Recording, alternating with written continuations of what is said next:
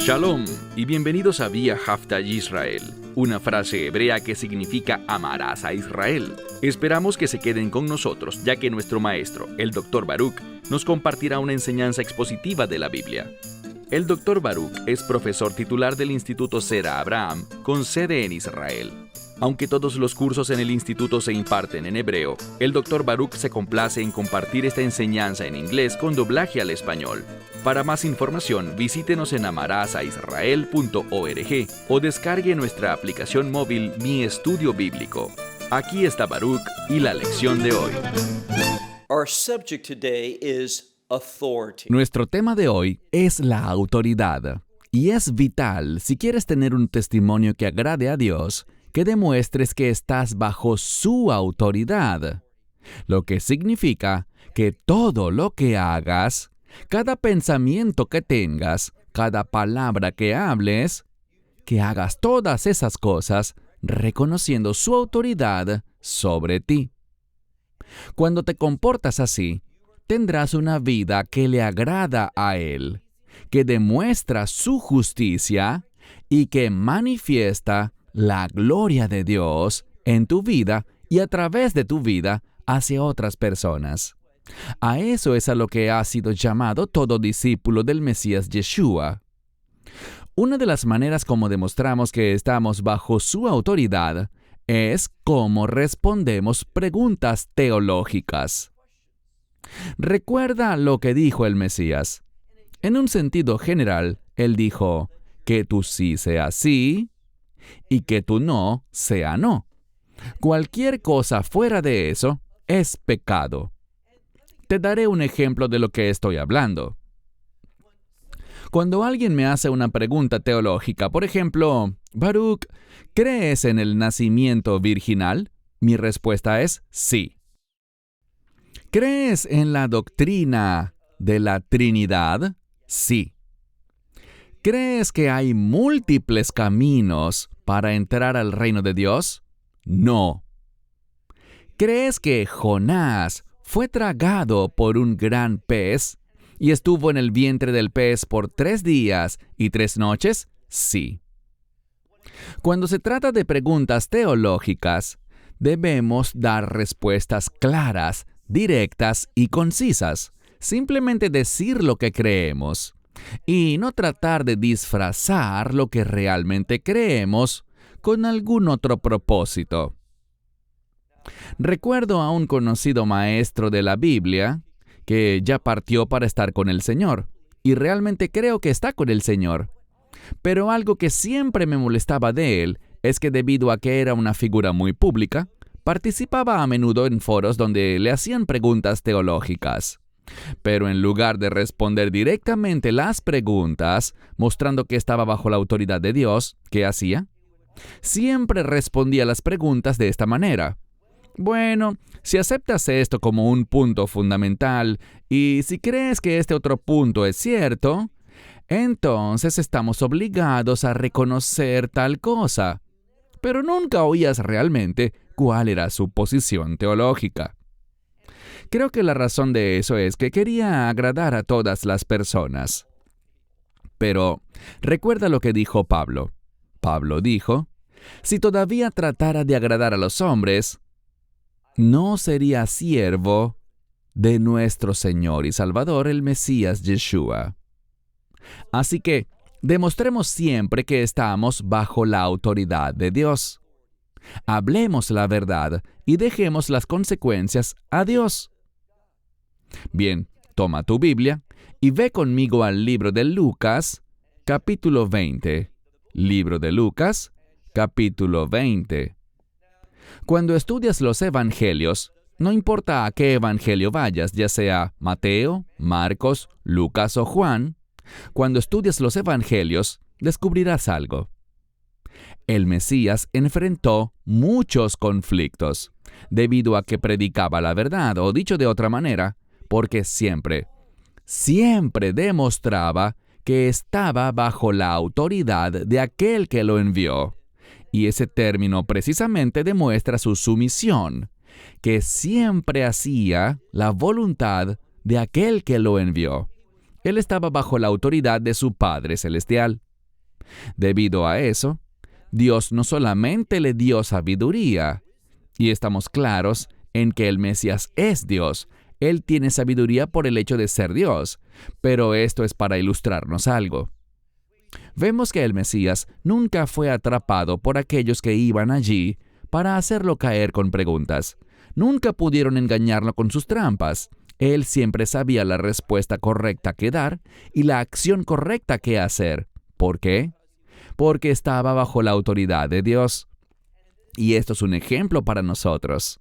Nosotros también, cuando caminamos en obediencia, cuando decidimos someternos a la voluntad de Dios, cuando reconocemos en toda circunstancia su autoridad, Dios proveerá. Dios nos dará sabiduría y conocimiento. Dios se moverá poderosamente en nuestra vida y a través de nuestra vida para que sus propósitos se cumplan. Noten lo que vemos aquí. Evangelio de Lucas, capítulo 20, versículo 1. Leemos en el versículo 1. Y aconteció en uno de esos días. Lo que vemos aquí es que el Mesías ha dejado Galilea. Esto es más tarde en su ministerio, acercándose al final. Ahora está en Jerusalén y se acerca la Pascua. Eso significa el tiempo en el que Él entregará su vida. Esa hora de la que habló anteriormente, que aún no había llegado, ahora estaba muy cerca.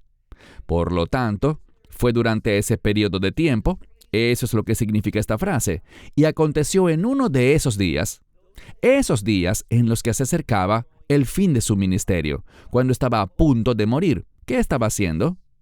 Dice que Él estaba enseñando al pueblo en el templo. La ubicación es muy importante. Él estaba allí en el templo. El templo se relaciona con la presencia de Dios y nuestra obligación de adorar a Dios. Les decía a las personas sobre cómo experimentar a Dios y cómo adorar a Dios. Si quieres adorar a Dios, necesitas demostrar que estás bajo su autoridad. Cuando demuestras que eres obediente, sumiso y reconoces su autoridad, vas a experimentar a Dios y vas a estar en una condición espiritual en la que serás capaz de adorar a Dios. Así que, Él está enseñando al pueblo en el templo. ¿Y qué más estaba haciendo? Dice, predicando el Evangelio. ¿Qué sucedió? Leemos aquí que el sumo sacerdote, los escribas, con los ancianos, ¿qué estaban haciendo? Lo estaban confrontando. Bien, aquí está este hombre que testificó perfectamente la verdad de Dios, que cumplió perfectamente la voluntad de Dios y que siempre estuvo bajo la autoridad de su Padre Celestial, como ejemplo para nosotros de que deberíamos hacer lo mismo. Pero, ¿qué sucedió?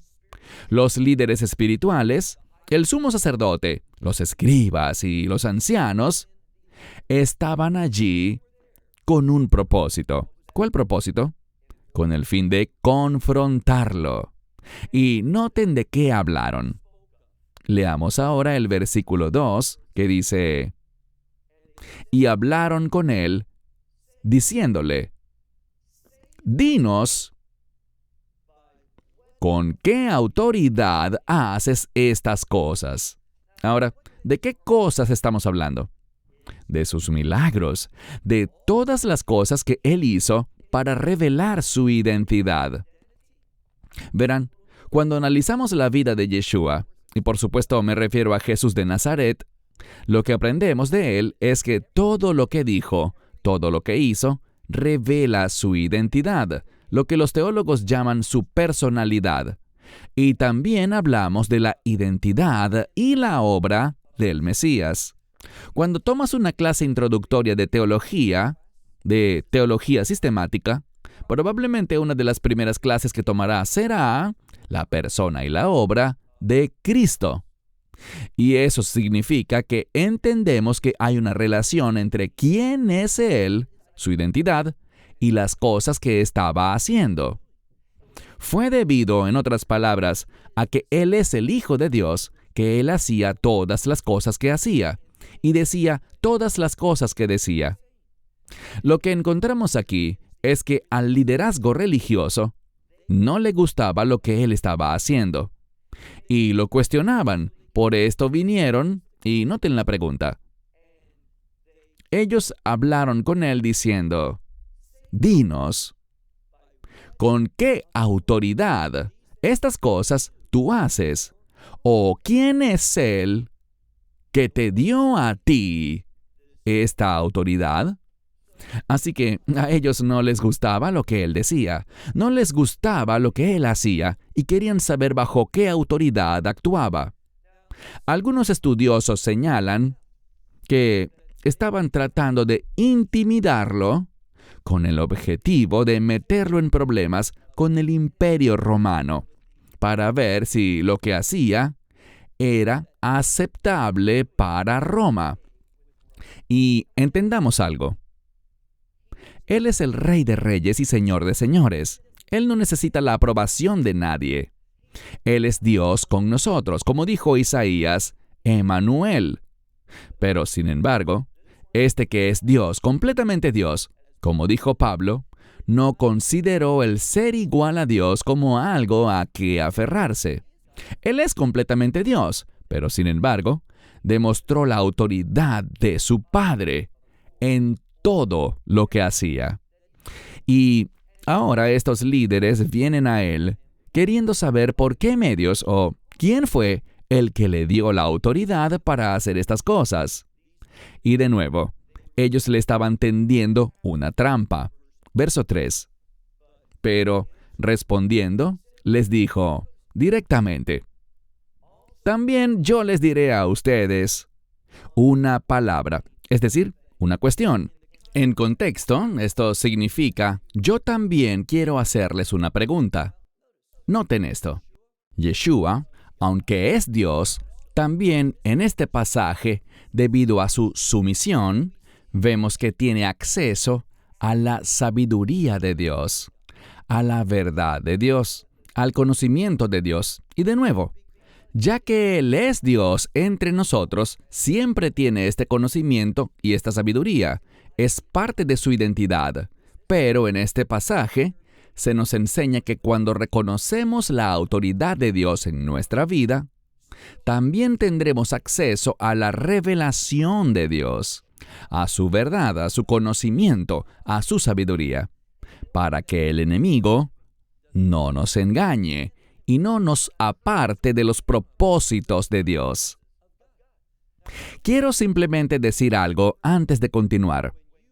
Cuando estás bajo la autoridad de Dios, ¿sabes con qué estarás comprometido? Con los propósitos de Dios. ¿Y sabes con qué no estarás comprometido? Con tus propios deseos, tu voluntad y tus planes. Todo eso lo dejarás a un lado, porque reconoces algo. Que tus planes, tus propósitos, tus deseos, tus anhelos, se originan en la carne, dentro de ti. Pero los planes de Dios, sus propósitos y su voluntad se originan en Él. Él, que conoce todas las cosas, está plenamente consciente de lo que sucederá mañana. ¿Acaso tú lo sabes? ¿Sabes con qué te vas a encontrar? No lo sabes, pero Dios sí. Así que si quieres estar preparado para el futuro, si quieres vivir una vida que agrade a Dios, si quieres tener un testimonio que realmente lo glorifique a Él y que esté ungido para influir en otros, entonces caminarás en sumisión, con humildad, y demostrarás que estás bajo su autoridad. Te pregunto algo. Cuando las personas te ven, y por cierto, te están viendo, pueden percibir a un hombre o a una mujer, a un adolescente o incluso a un niño que está bajo la autoridad de Dios, que no toma decisiones por sí mismo, que no hace lo que le parece correcto según su propio criterio, sino que confía en la revelación de Dios y en su verdad. Insisto, cuando las personas te ven y lo hacen, pueden ver a una persona comprometida con vivir bajo la autoridad de Dios. Eso es sabiduría.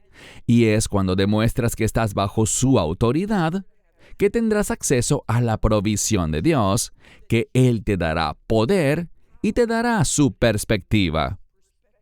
Sigamos leyendo. El Mesías dice: también yo les diré una cosa, o tengo una pregunta para ustedes. ¿Cuál pregunta? Leemos: díganme ustedes a mí. Pasemos al versículo 4. ¿El bautismo de Juan era del cielo o de los hombres? El Mesías llega al meollo del asunto. Está claramente documentado bíblicamente, y el pueblo de ese entonces lo entendía bien, que Juan era, como él mismo lo afirmaba, el precursor del Mesías. Era el que preparaba el camino. ¿Y qué hacía? ¿Cuál era su ministerio principal? Él llamaba al pueblo a un bautismo de arrepentimiento. Y vemos algo. El arrepentimiento es fundamental para la salvación. ¿Y qué es el arrepentimiento? Mucha gente no lo sabe. El arrepentimiento es ponerse de acuerdo con Dios, aceptar sus estándares de lo que es correcto y aceptar sus estándares de lo que es incorrecto. Cuando haces eso, ¿sabes qué descubrirás? Descubrirás de ti mismo que no eres perfecto, que eres un pecador, que eres injusto, que necesitas el perdón, la misericordia y la gracia de Dios. Cuando nos encontramos a nosotros mismos, habiendo aceptado los estándares de Dios, y lo diré de otra manera, aceptando los mandamientos de Dios como la verdad, detectaremos nuestra necesidad de un Salvador, nuestra necesidad de un Redentor, y eso nos llevará directo al Evangelio. Ese es el único mensaje, porque no hay una multiplicidad de caminos hacia el reino de Dios, solo hay un camino. Solo hay un Salvador, no hay muchos salvadores, solo uno. Un camino y solo un camino para entrar al reino de Dios. La fe en la obra del Mesías en la cruz. El hecho de que Él murió en esa cruz, fue sepultado y resucitó al tercer día. Eso es lo único en lo que uno tiene que creer para ser redimido eternamente, salvo para siempre. Así que confesamos nuestros pecados y nos volvemos a aquel que murió por nosotros en nuestro lugar. Ese es el Evangelio. Esa es la única manera en que somos salvos. Así que dice de nuevo el verso 4, el bautismo de Juan, ¿era del cielo o era de los hombres? Ellos simplemente debieron haber respondido la pregunta. No era una pregunta difícil. De hecho, la Escritura dice que muchos de los líderes, miren algún momento Mateo capítulo 3, muchos de los líderes en Judea, ¿qué hacían? Iban al bautismo de Juan. El hecho de que iban, junto con toda Judea y Samaria, y las regiones cercanas, el hecho de que iban significaba que creían en el bautismo de Juan, que él fue enviado por Dios y que vino, como dice la Escritura, en el espíritu de Elías. Así que ellos lo sabían, pero no querían responder. Fíjense aquí, en el versículo 5. Pero ellos razonaban entre sí, diciendo, si decimos del cielo, él dirá, entonces, ¿por qué no le creyeron? Y es cierto.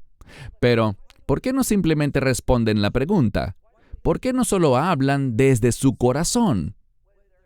¿Creen que el bautismo de Juan era del cielo? ¿Que Dios lo había llamado y que esto era de Dios, conforme a sus planes y propósitos? La respuesta es obviamente sí. Sí lo creían. Ellos seguían a Juan. Pero no querían confesarlo. ¿Por qué? Bueno, nota de nuevo el versículo 5.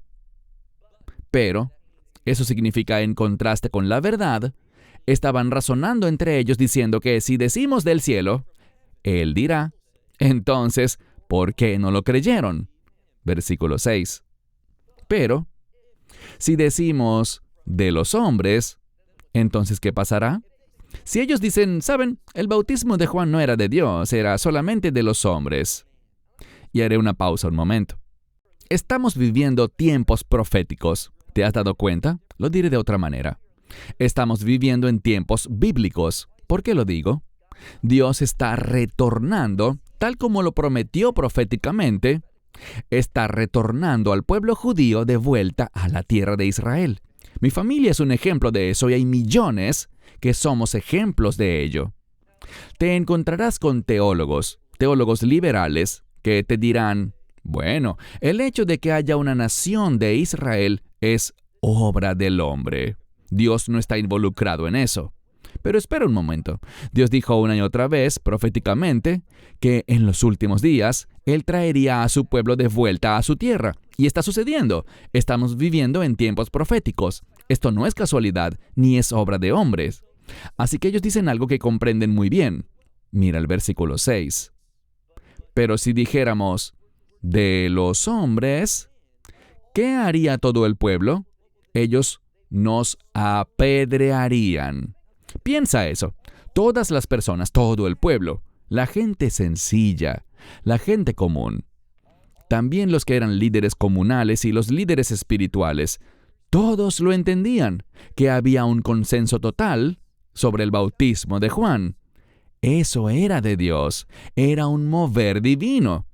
Todos lo presenciaron, todos entendieron la unción. El espíritu de Elías estaba sobre Juan con un propósito. Pero, ¿qué dijeron? Mira de nuevo el verso 6. Pero si dijéramos, de los hombres, todo el pueblo nos apedreará, porque estaban persuadidos de que Juan es un profeta, que él debe ser reconocido como un profeta y como un profeta de Dios. Todo el pueblo lo vio. Lo vieron en el compromiso de Juan. Juan no estaba entregado a ropas finas. Juan no estaba atado a las más finas delicias que estaban disponibles. Él era un profeta del Señor. Era un siervo. Fue usado por Dios. Él vino, como la Biblia nos lo dice, en el espíritu de Elías. Pero Juan llevó una vida muy sencilla, vistiendo un manto de pelo de camello, que era algo despreciado. A la gente no le gustaba eso. Él tenía un cinturón simple y se alimentaba de langostas que sumergía en miel de dátiles.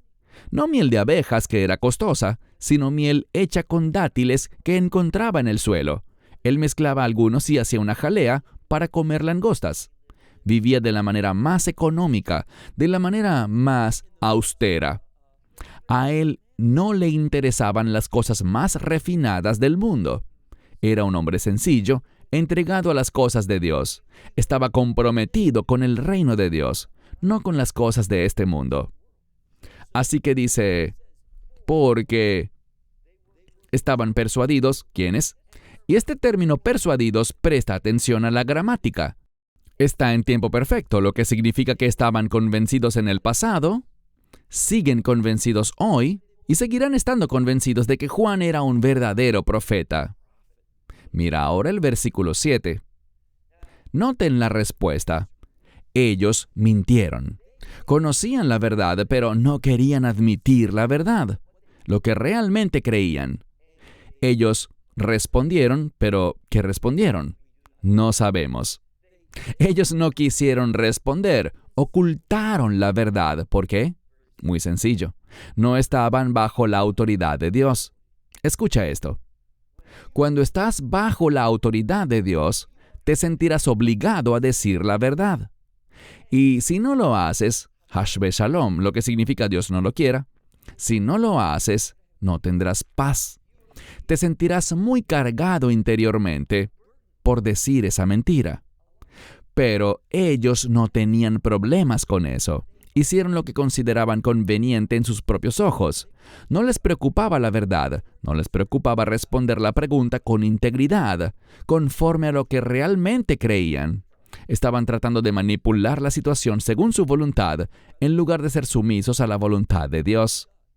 Cuando estás bajo su autoridad, estarás comprometido con su voluntad. Noten la respuesta. Pasemos al versículo 8, nuestro último versículo.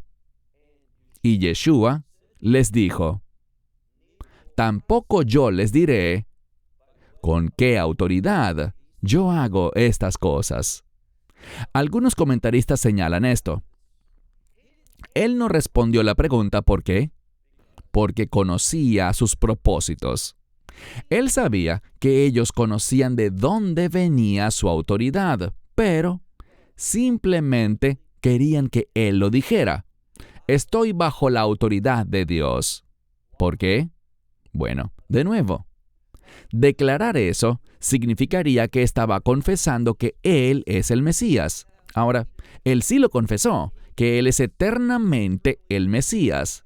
Pero, fíjense, la gente no estaba lista para eso. La gente no estaba lista para escuchar quién era Él realmente, cuál era su identidad, lo que vino a hacer y lo que hará. Todavía estaba en el período de tiempo en el que, ¿qué estaba Él haciendo? Enseñando en el templo. ¿Por qué? Porque debía enseñarle al pueblo quién era Él, cuál era su identidad, y no solo quién es Él, sino también su propósito. Todavía estaba en el proceso de revelar por qué había subido a Jerusalén. ¿Él subió por qué razón? Por la Pascua. Cuando escuchas la Pascua, ¿en qué debes pensar? En la muerte. En la Pascua algo tiene que morir. ¿Y qué será? Si regresamos a Egipto, la Pascua siempre se trata de la muerte, porque alguien tenía que morir, ya sea el cordero o el primogénito. Pero en cada hogar habría una muerte. Y Él subió para la Pascua, lo que significaba que Él iba a morir, que iba a entregar su vida. Verán, la razón por la que Él no respondió inicialmente es porque todavía estaba enseñándoles que Él era ese siervo sufriente. Incluso hoy en día en el judaísmo, ese concepto de un siervo sufriente, aunque la Biblia habla de ello, aunque los profetas lo enseñaron y la gente debió haber estado consciente de ello, no lo estaban. ¿Por qué? Bueno, incluso hoy en el judaísmo no se nos enseñan las Escrituras. Y muchas veces dentro de la iglesia cristiana tampoco se enseñan las Escrituras. Tenemos que estar en una congregación donde haya un compromiso verdadero con la palabra de Dios. Porque cuando estás comprometido con la palabra de Dios, caminarás bajo la autoridad de Dios. Tendrás acceso al poder de Dios, la provisión de Dios, la perspectiva de Dios, para que puedas vivir de una manera que lo glorifique a Él. En la medida en que reconozcas y demuestres que estás bajo su autoridad, será la medida en que Dios te usará. Seamos fieles, seamos sumisos. Cierro con esto hasta la próxima semana. Shalom. Shalom. Esperamos que te hayas edificado con el mensaje de hoy y lo compartas con otros. Te invitamos a seguir nuestros estudios cada semana por este canal y por el portal de YouTube de Amarás a Israel. También puedes descargar nuestra aplicación móvil gratuita, Mi Estudio Bíblico. Finalmente, para obtener más información sobre nosotros, visita nuestra web amarasaisrael.org, donde encontrarás otras conferencias de Baruch en audio, video y texto. Hasta el próximo programa. Que el Señor te bendiga en Yeshua HaMashiach, Jesús el Mesías, mientras caminas con Él. Shalom desde Israel.